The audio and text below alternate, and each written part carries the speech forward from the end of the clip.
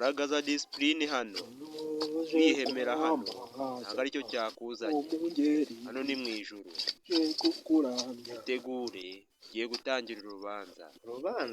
Uraregwa ibyaha 10. mu rubanza se none Ibyaha byose wakoze ukiri mu isi ugiye kubiburana hano mu ijuru.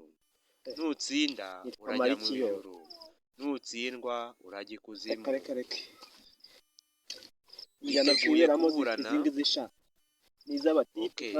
Tangira umbwira izina ryawe. Oya, iyo sibyo nakubajije. Subiza izina ryawe.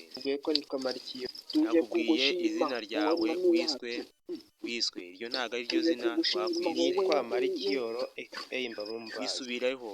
Nutisubiraho urakujyana mu muriro. Ibyaha byawe nibisubiraho birababarirwa.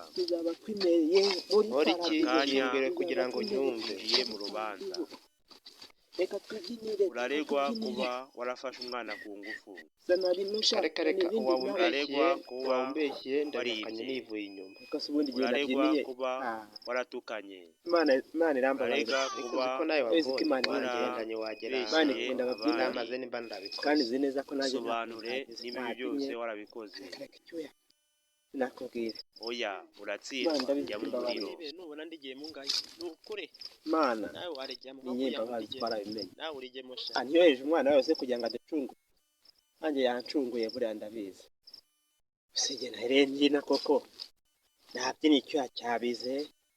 Nabyini kareka kashate. Hago. Mbage cyokere. Kareka. Umuriro nawe utsinze. Ibyaha nakoze. Ibyaha nakoze se nagishyuye nabyiniye. Aho nazengurutse hose ndakeka rwose mpishyuye mbyina. Imana irambabarira ndabizi kandi ibura kumbabarira. Ubwo reka mbe nibereye muri paradizo. Ubu ngubu abasigaye ku isi cyakora icyo nzabakorera basengera amen. Abasengera ubu mukanda wanibereye uburyo bwa data wa twese haca ibyo ariko twarabikoreye ariko cyakora ubu ngubu wose izi inyuma ni ukumurya ibanga ni ukuza akabyina agashimisha Imana igahita imujyana. Abize shabyo nimba ari undi muntu bimubwira nkawe nimba yagiye uribeshye nta muriro najyamo kugira ngo ugende wabanza kujya kwemeza mwihangane mu mbare ndaje pe.